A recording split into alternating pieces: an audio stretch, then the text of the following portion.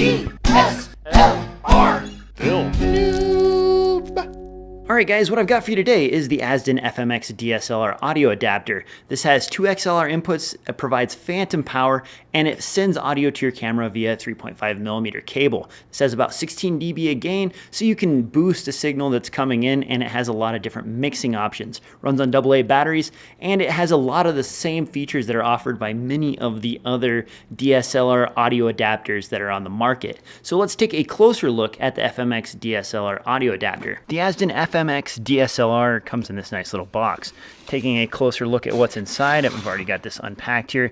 You get a 3 or 4 page manual here. You get this little connecting wire that allows you to attach it to your camera, and you get the Azden FMX-DSLR adapter box itself. Taking a closer look at the box, you'll notice that there is a screw here at the bottom. That's how you attach it to your camera. This is your tripod mount. One thing I have not been a very big fan of is that the 48 volt phantom power is located on the bottom of this unit. The AGC, I don't really use that because I have a Canon 5D Mark III and it doesn't require the AGC disable.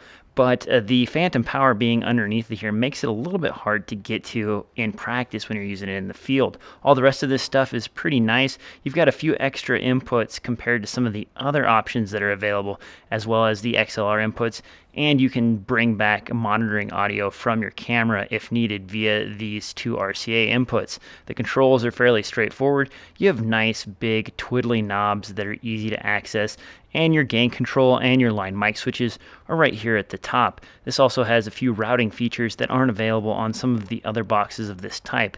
This thing is plastic on the sides, metal on the front panels and side panels, and I'm told from Azden this is reinforced with metal along the frame to make sure this is nice and tough.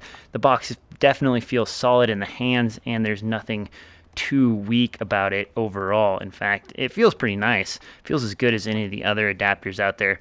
The battery compartment is also pretty easy to get to. This, unlike some of the other ones, uses AA batteries as opposed to 9-volt batteries, which might be a little bit more convenient. The battery life isn't quite as long with the 4 AA batteries as you get out of, say, the Beach Tech or some of the other 9-volt powered units out there, but it's still pretty decent overall, and these are a lot more common, and you can use the extra long rechargeable NiCad batteries if you want to get even more life out of this unit. With the FMX DSLR mounted to your camera, you'll see that the audio controls are facing the back of the camera, making them easy to get to, and all your interfaces are on the same side as the interfaces built into your camera, including your audio and your HDMI inputs. There's an offset to the unit itself, so you can get to the battery compartment if needed and change out your batteries. Just remember, if you're using this, it does raise your camera up a bit, and it might interfere with some kind of follow focus system. You can see that this sticks out a little ways down here. If you have a short lens and you're trying to use a follow focus, it could get in the way, so you might want to mount this off camera instead of on camera. When using the Azden audio adapter with a quick release plate like this 501PL I have mounted, it doesn't leave you very much room to access the phantom power on-off switches for both of the channels. These are located at the bottom. I would have liked to have seen them on the back of the unit so that they're easier to access. You can still get to these when it's mounted to a tripod, but just barely. And they're really tough to get at because they're recessed so low. You can't get your fingernail in there in order to operate them, so you're going to need some key or something like that in order to press those over. That's really unfortunate because phantom power is something you want to turn on and off on a regular basis when you're messing around with different mics or changing audio gear out. Usually you don't want to disconnect and connect microphones with the phantom power left on. It's usually best practice to turn those off. Now you can turn the whole unit off in order to disconnect and connect those mics, but I would have really liked to have seen these on the front of the unit. An added benefit to the Azden audio adapter, and also something you need to keep in mind, is that this switch right here and right here is actually a 3-position switch. In the first position, it's picking up audio from the XLR inputs. In the second position, it's still picking up audio from the XLR inputs, but it's using a line pad. If you flip it all the way over to the Mic 2 label down here at the bottom, it's actually going to pick up audio from this Mic 2 stereo 3.5mm input. So if you switch that all the way over to the Mic 2 and you don't realize it, you're not going to be getting audio from these XLR inputs right here. This was a little bit frustrating for me when I first started using this because I didn't realize that's how it worked. One of those was switched over to Mic 2 and I thought it was in the line position and I wasn't getting any audio in my camera. Well, it turns out out it was looking for audio from this mic 2 input. Once I realized that was a 3-point switch, I switched it back over to the mic 1 input, which is right here, and it was picking up audio just from the XLR inputs.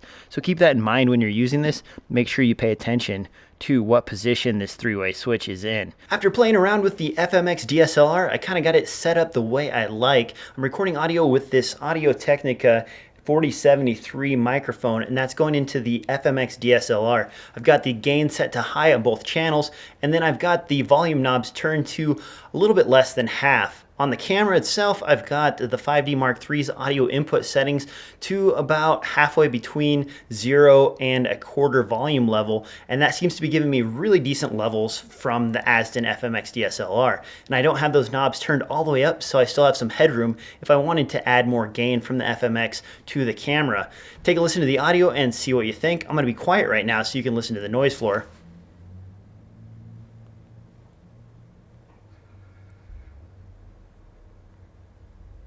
And now I'm going to talk again. So that hopefully that gives you an idea of what the audio quality from the Azden FMX sounds like. To give you an idea of how the Azden compares to another unit in the similar price range on the market, I've got the DXA SLR from Beachtech right here. You can see size-wise these are pretty much identical. The Azden is slightly taller overall than the Beachtech, but only by 1/8 of an inch or 1/4 of an inch, not too much of a difference.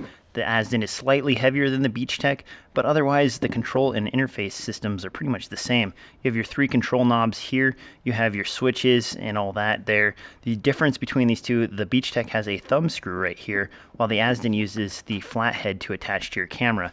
I prefer the thumb screw myself, but this is still way more convenient than the Allen wrenches that are needed for the JuiceLink devices. As I mentioned earlier, the phantom power on this unit is right here on the front, while the phantom power on the Azden is down here at the bottom, which makes it a little bit less convenient, and you're going to have to kind of crawl underneath your camera or get your camera off of the rig in order to turn that on and off. So keep that in mind if you use phantom power a lot.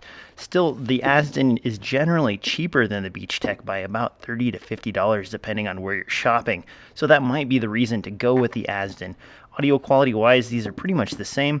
I'll be putting together a comparison video with this unit, the Beachtech, as well as the JuiceLink in a future video, so you guys can check that out and listen to the audio quality from all 3 of these and see which ones you like best.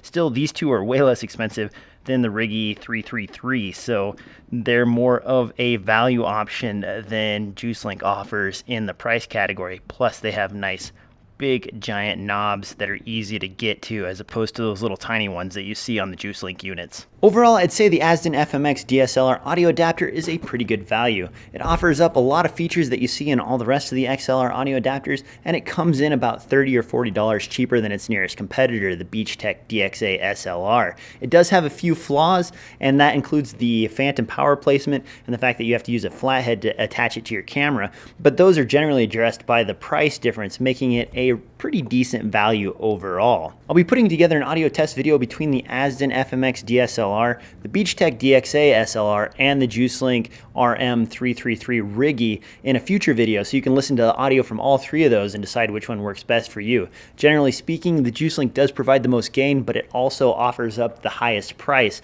You can get all the way up to $400 for one of those units, whereas the Beachtech and the Azden here set in the $200 range. So keep an eye out for that video. Also, I'll have a full write-up over at DSLRFilmNoob.com, so be sure to check that out. There'll be links in the crotch bar below.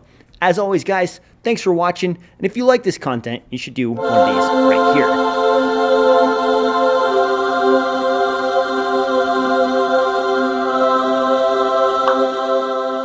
Got a lot of new content coming out on both channels, so be sure to check out the second channel as well as the main channel for new stuff all the time. Also swing over to DSLR Film Noob for even more stuff. And don't forget, we're going to be at NAB this year, so if you think you're going to be there, send me an email or send me a tweet at DSLR Film Noob and let me know that you're going so I can meet up and hang out. If you make spaghetti meatballs, it only has one meatball. Would that be a uniball? Does una mean 2 or 1?